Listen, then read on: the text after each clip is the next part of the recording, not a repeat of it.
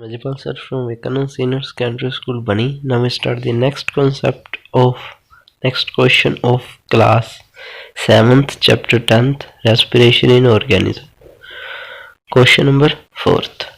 Take 3 test tubes, fill each with water. सभी को water से fill करो. Label them A, B, C. Keep a snail in test tube A and a water plant in test tube B and in C keep snail and plant both. Okay तो अपने A के अंदर क्या रखना है, snail रख देना है थोड़ा सा पानी डालकर, B के अंदर क्या रख देना है, कोई वाटर प्लांट रख देना है, और C के अंदर स्नेल और वाटर प्लांट दोनों रख देने हैं. Which test tube would have the highest concentration of CO2. सबसे ज़्यादा CO2 किस टेस्ट ट्यूब में होगी. तो let's start the answer of this question. Living organisms release CO2 during respirations. आपको पता है लिविंग ऑर्गेनिज्म CO2 रिलीज करते हैं रेस्पिरेशन के दौरान. Where's plant utilize CO2 for photosynthesis. वो प्लांट क्या करते हैं, दिन के समय CO2 का यूज करते हैं, फोटोसिंथेसिस करते हैं. So the test tube A will have the highest concentration of carbon dioxide. और टेस्ट ट्यूब A के अंदर सबसे ज़्यादा कंसंट्रेशन होगी कार्बन डाइऑक्साइड की. क्यों? Because the carbon dioxide as it comes only by respiration of snail. In test tube B and C a part of the carbon dioxide utilized by the plant for photosynthesis, hence there is less concentration of the carbon dioxide. तूने बोला है जो A होगी, ये test tube होगी, उसके अंदर only snail है. स्नेल क्या करेगा, ऑक्सीजन को अंदर लेगा, इनहेल करेगा और CO2 को बाहर निकालेगा. और वाटर प्लांट तो क्या करेगा, वो तो CO2 को खुद लेता है, ऑक्सीजन रिलीज करता है फोटोसिंथेसिस, तो वहां पे नहीं होगी. थर्ड के अंदर CO2 रिलीज तो होगी बट वाटर प्लांट अब्जॉर्ब करता जाएगा. तो फर्स्ट जिसमें स्नेल अकेला पड़ा हुआ टेस्ट ट्यूब, उसके सबसे ज्यादा उसमें CO2 की कंसंट्रेशन होगी. Tick the correct answer. In cockroach air enter the body through. Cockroach के अंदर एयर कहाँ से एंटर करती है उसकी बॉडी के अंदर, तो आपको पता है आंसर इज थर्ड, स्पाइरेकल्स. जो छोटे छोटे छेद होते हैं उसकी बॉडी के ऊपर, उसको स्पाइरेकल्स बोलते हैं. During heavy exercise we get cramps in leg due to accumulation of. Okay, heavy exercise के समय आपकी लेग्स के अंदर क्रैम्प्स आ जाते हैं. क्यों आते हैं? क्योंकि आपको पता है उस टाइम आप हैवी एक्सरसाइज करते हो, ऑक्सीजन की कमी आ जाती है, और जो फूड है विदाउट ऑक्सीजन जब एनर्जी में बदलता है तो लैक्टिक एसिड रिलीज होता है. तो due to present of lactic acid they create cramps in the legs. Normal range of breathing rate per minute in average adult person at rest is. At rest वाली condition के अंदर normal breathing rate कितना है किसी adult person का? 15 to 18. During exhalation the ribs. Exhalation जब आप करते हो तो रिब्स मूव्स डाउनवर्ड. जो रिब्स होते हैं वो डाउनवर्ड मूव करते हैं, क्योंकि आपको पता है एरिया जो होना होता है वो कम होता है. अंदर का चेस्ट कैविटी का जब एरिया कम होता है तो जो हवा होती है वो बाहर निकल जाती है. तो ओके, तो ये क्वेश्चन थे. Next question is match the items in column 1 and those in column seconds. Match करनी है आपने कॉलम 1 और कॉलम सेकेंड की लाइन. ओके, आइटम्स तो फर्स्ट के अंदर ईस्ट है. ईस्ट आपको पता है जो भी रेस्पिरेशन करता है in the absence of oxygen करता है, और एब्सेंस के अंदर जब भी वो रेस्पिरेशन करेगा तो उसके अंदर एनर्जी तो रिलीज होगी बट साथ में अल्कोहल रिलीज होता है, तो उसके सामने आएगा alcohol.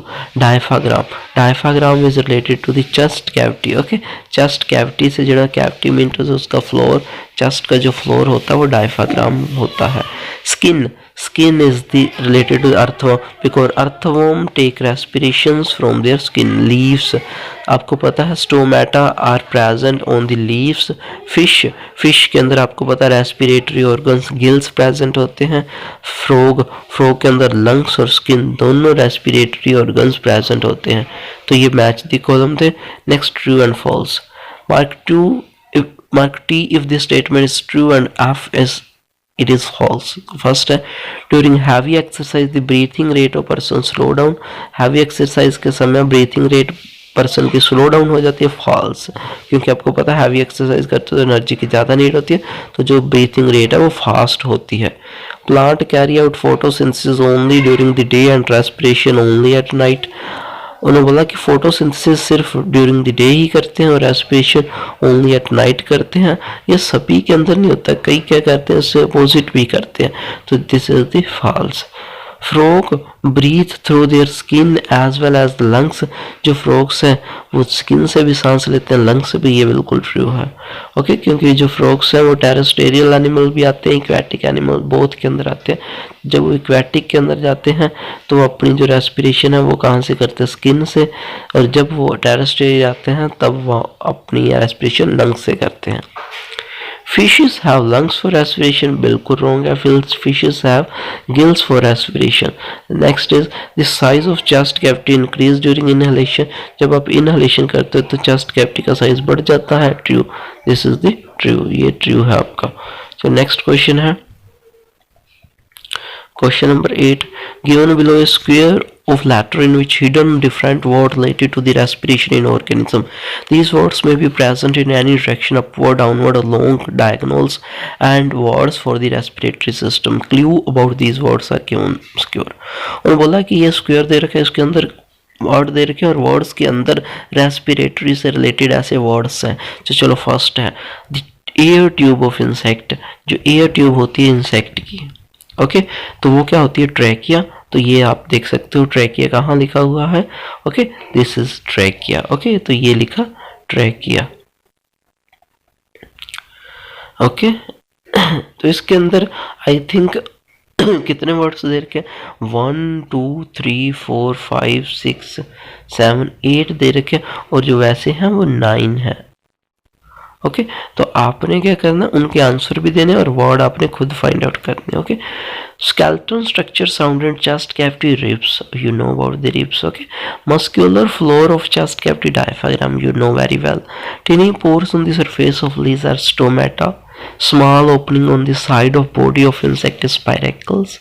The respiratory organ of the human being's lungs, you know, the opening through which we inhale, nostril से हम सांस लेते हैं। anaerobic organism yeast अभी किया है, organism which with tracheal system at ant होती है। ओके, तो लास्ट क्वेश्चन है the mountaineers carry oxygen with them because, क्यों अपने साथ ऑक्सीजन लेकर चलते हैं। फर्स्ट ऑप्शन है at an altitude of more than 5 kilometer is there is no air, 5 kilometre से ऊपर एयर खत्म हो जाती है इसलिए। amount of air available a person is less than the available on ground, जो एयर की अमाउंट ऊपर जाके कम हो जाती है ग्राउंड से। Temperature of air is higher than the ground, जो टेम्परेचर है ग्राउंड पे वो ज़्यादा होता है। Pressure of air is higher than the ground, pressure ज़्यादा होता है। तो आंसर है the amount of air available to a person is less than the available on ground. Okay, जो अमाउंट ऑफ एयर है वो पर्सन की लेस अवेलेबल होती है ऊपर, ओके, माउंटेन्स पे ग्राउंड से। तो ये आपके क्वेश्चन थे। ये सारे क्वेश्चंस आपने क्या करने हैं, राइट डाउन करने हैं, लिखने हैं, और क्या करने हैं, इनको अच्छे से याद भी करना है। तो I hope you understand this question. तो take care, stay home, stay safe, bye.